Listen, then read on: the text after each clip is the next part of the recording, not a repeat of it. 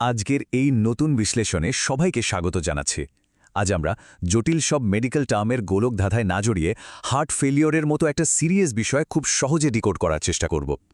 Left নাকি right, heart failure আসলে কিভাবে কাজ করে, চলুন সরাসরি মূল আলোচনায় ঢুকে পড়া যাক।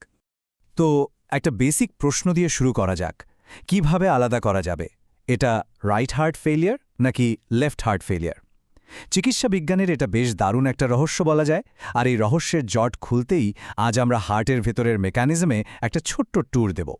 পুরো ব্যাপারটাকে আমাদের দৈনন্দিন জীবনের একটা প্লাম্বিং সিস্টেম বা পানির লাইনের সাথে তুলনা করলে বুঝতে বেশ সুবিধা হয়। লেফট হার্ট ফেলিয়ার বা LHF এর ক্ষেত্রে যখন লেফট ভেন্ট্রিকলের পাম্পিং আউটপুট কমে যায়, তখন রক্ত সোজা ব্যাকফ্লো করে আমাদের ফুসফুস বা লাংসে গিয়ে জমতে শুরু করে, ঠিক যেন পানির পাইপে জ্যাম লেগে যাওয়ার মতো অবস্থা। অন্যদিকে রাইট হার্ট ফেলিয়ার বা RHF-এ রাইট ভেন্ট্রিকল ঠিকমতো কাজ করতে পারে না, আর তখন রক্ত জমতে থাকে পুরো শরীরের শিরা বা ভেইনে। আচ্ছা, প্রথমেই হার্টের বাঁ দিকটা মানে লেফট সাইড নিয়ে কথা বলা যাক, কারণ এই বাঁ দিকে কোনো গড়বড় হলে এর প্রথম এবং সবচেয়ে বড় ধাক্কাটা গিয়ে লাগে সরাসরি আমাদের ফুসফুসের ওপর। ফুসফুসে রক্তের এই যে একটা লোকাল ট্রাফিক জ্যাম তৈরি হলো, এর ফলে স্বাভাবিকভাবেই বেশ কিছু সিরিয়াস সমস্যা দেখা দেয়, যেমন মারাত্মক শ্বাসকষ্ট বা ডিসপনিয়া। অনেক সময় সোজা হয়ে শোয়া অসম্ভব হয়ে পড়ে, যাকে মেডিকেলের ভাষায় বলে অর্থোপনিয়া। আবার রাতে হঠাৎ করে দম বন্ধ হয়ে আসতে পারে, যাকে আমরা PND বলি। সাথে কাশির সমস্যা বা ফ্যানাযুক্ত কফ থাকতে পারে। আর স্টেথোস্কোপ দিয়ে পরীক্ষা করলে ফুসফুসের ভেতরে ক্র্যাপিটেশন বা একটা ক্র্যাকলিং শব্দ শোনা যায়। ফুসফুসে পানি জমলে শ্বাসযন্ত্রের এই চেকলিস্টের সমস্যাগুলো অবধারিতভাবেই দেখা দেবে। এবার ফোকাসটা একটু শিফট করা যাক। হার্টের ডান দিক মানে রাইট সাইডের অবস্থাটা তাহলে কেমন?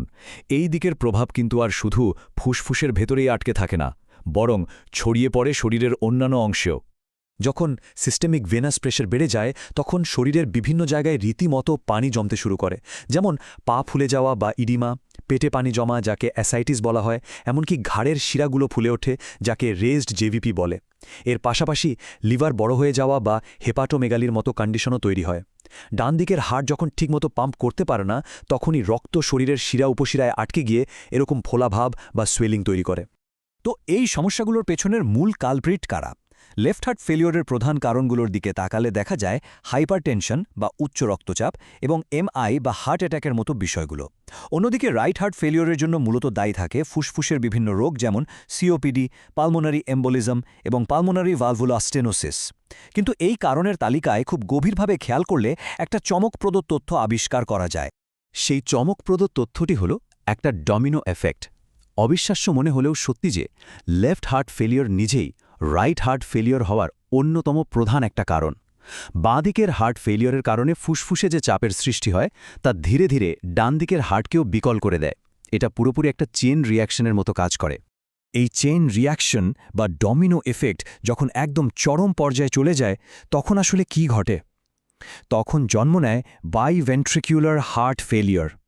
সোজা কথায়, হার্টের ডান এবং বাঁ দুই দিকই যখন একসাথে ফেল করে বা কাজ করা বন্ধ করে দেয়।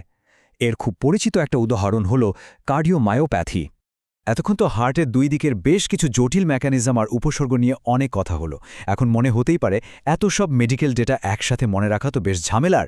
ঠিক এই কারণে এবার এমন একটা দারুণ গোল্ডেন রুল বা সোনালি নিয়ম নিয়ে কথা বলা যাক, যা পুরো বিষয়টা একেবারে চিরস্থায়ীভাবে মস্তিষ্কে গেঁথে দেবে। ঠিক এটাই হলো সেই মাস্টার ট্রিক। মাত্র একটা ছোট্ট লাইন পুরো জটিল কন্ডিশনটাকে একদম সামারাইজ করে দেয়।